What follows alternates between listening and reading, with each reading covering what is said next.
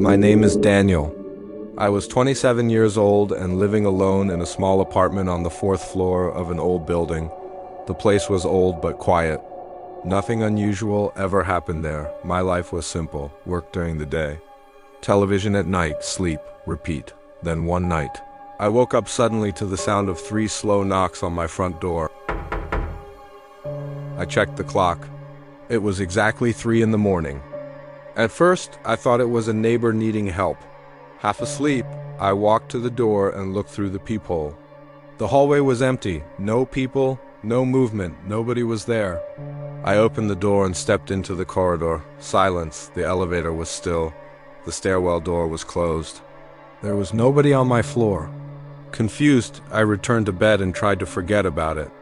The following night, it happened again. 3 slow knocks. The exact same rhythm. I checked the time, 3 in the morning. My stomach tightened. This time I ran to the door immediately and looked through the peephole. Once again, the hallway was empty. But something felt wrong. The lights in the corridor flickered slowly. For a brief moment, I thought I saw a shadow at the far end of the hallway. Then it disappeared. The next morning, I knocked on several neighbors' doors and asked if they had heard anything during the night.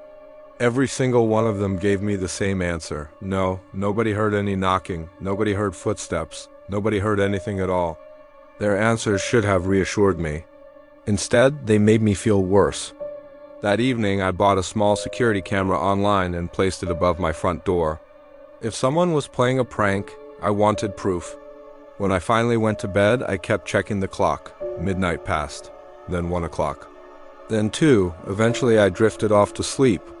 Knock, knock, knock. My eyes flew open. I grabbed my phone and checked the time. 3 a.m.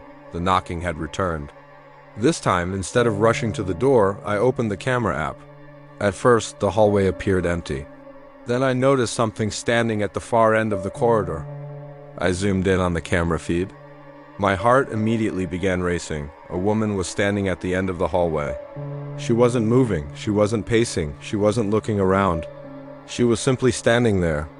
Her face was hidden behind long black hair. The image quality wasn't great, but I could tell she was staring directly toward my apartment. I rushed to the peephole and looked outside. The hallway was empty, completely empty. I checked the camera again. The woman was still there, motionless. My hands began shaking. I looked through the peephole once more. Nothing. Then I looked back at the camera feed. The woman had moved.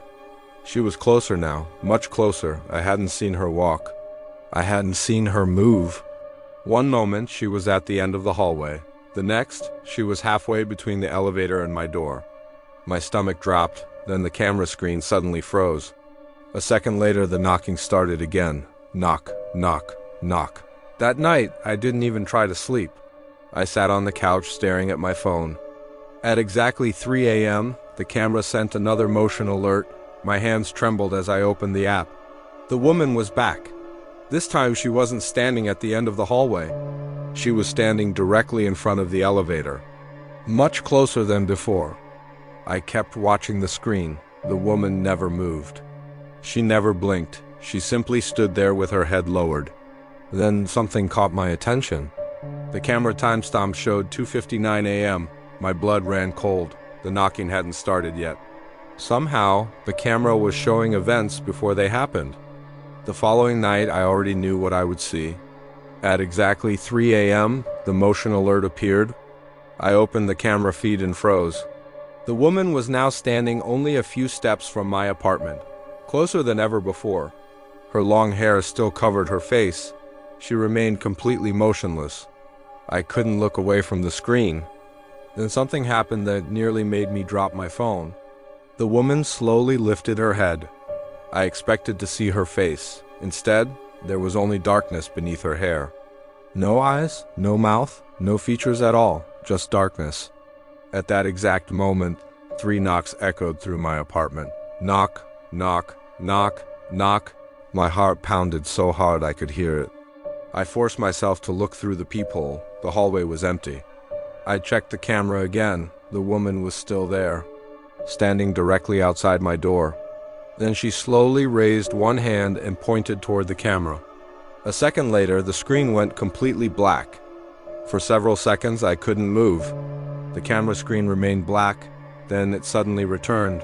The hallway was empty. The woman was gone. No figure. No movement. Nothing. I should have felt relieved.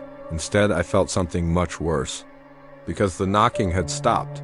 For the first time in days, there was complete silence outside my door. Slowly, I walked toward the peephole. My hands were shaking. I looked outside. The hallway was empty. The elevator doors were closed. The corridor lights flickered softly. Nobody was there. I let out a nervous laugh. Maybe it was finally over. Maybe the woman was gone. I turned around and started walking back toward my living room. Then I stopped. Standing in the darkness beside my kitchen was a woman with long black hair covering her face. She wasn't moving. She wasn't breathing. She was simply standing there, watching me.